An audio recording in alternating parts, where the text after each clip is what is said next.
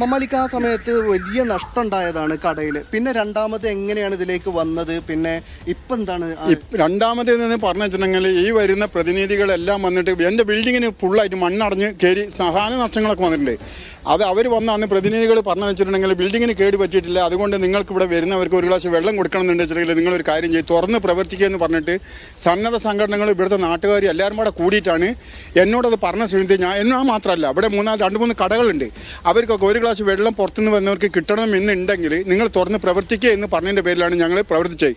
പക്ഷേ ഇപ്പം ഞങ്ങൾ താൽക്കാലികമായിട്ട് ഈ നാട്ടിലെ ജനങ്ങൾ ചേർക്കണം, ഞങ്ങളെ ഉരുൾ പൊട്ടിയ സമയത്ത് പോകുകയായിരുന്നെങ്കിൽ ഞങ്ങൾക്ക് ഇത്ര വിഷമങ്ങൾ അനുഭവിക്കേണ്ട കാര്യങ്ങളില്ലായിരുന്നു.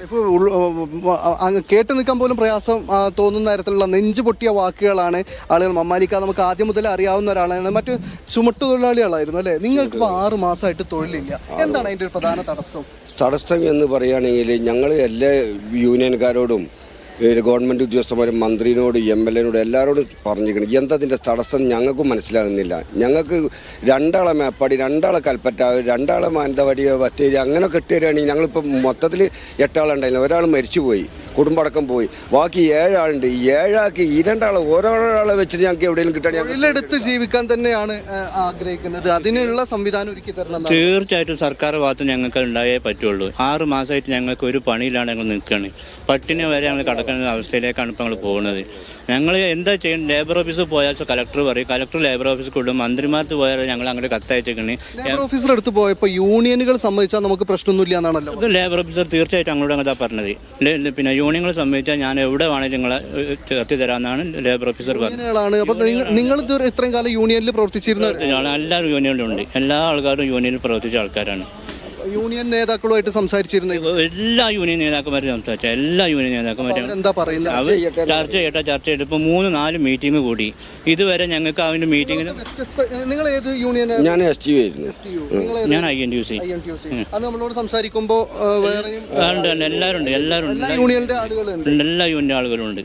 അപ്പോൾ യൂണിയൻകാരാണ് ഇതിന് മെയിനായിട്ട് കളിക്കുന്നതാണ് ഞങ്ങൾക്ക് തോന്നുന്നത്. ഇതുവരെ ആയിട്ട് ഞങ്ങൾക്കൊരു ഒന്നും കിട്ടിയിട്ടില്ല. തീർച്ചയായും ഈ തൊഴിലാളി സംഘടനകളൊക്കെ ശ്രദ്ധിക്കേണ്ട ഒരു കാര്യം എന്ന് വെച്ചാൽ മനുഷ്യരുടെ ജീവിതവുമായി ബന്ധപ്പെട്ടാണല്ലോ.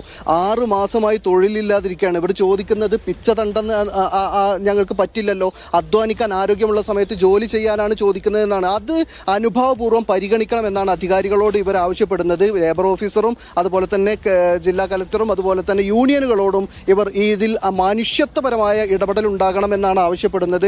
മാത്രമല്ല ഇവിടുത്തെ പ്രധാനപ്പെട്ട മറ്റൊരു കാര്യം എന്ന് പറയുന്നത് കൃഷി. ഈ മുണ്ടക്കൈ, ചൂരൽമല, അട്ടമല മേഖലയൊക്കെ ഏലം, കാപ്പി, തേയില ഒക്കെ തുടങ്ങിയ വലിയ തരത്തിൽ കൃഷികളുണ്ടായിരുന്ന പ്രദേശങ്ങളാണ്. ആ പ്രദേശങ്ങളിലൊക്കെ കൃഷി ഇപ്പോൾ ജലസേചനം നടത്താൻ കഴിയാതെ ഉണങ്ങിക്കരിയുന്ന നിലയാവുന്നുണ്ട്. ആളുകൾ ഇപ്പോൾ നമ്മൾ ഇന്നലെ മിനിഞ്ഞാന്ന് ഇവിടെ ഈ ചൂരൽമലയിൽ വന്നപ്പോൾ ഒരാൾ പറഞ്ഞത് നല്ല വിളവുണ്ടായിരുന്ന ഏലം ഉണ്ടായിരുന്നു. അത് വലിയ നല്ല അതിനൊരു പ്രത്യേക ഈ കർഷകർക്ക് അറിയാം, അതിൻ്റെ നല്ല മുരടൊക്കെ നല്ലത്, അതുപോലെ നല്ല വലിയ കായകൾ, അതിനൊക്കെ വലിയ വില കിട്ടുക. അത്തരം ഏക്കർ കണക്കിനുണ്ടായിരുന്നതൊക്കെ കരിഞ്ഞുണങ്ങി ഞാനത് വെട്ടി നശിപ്പിച്ചുകൊണ്ടിരിക്കുകയാണെന്ന് പറയുന്നു.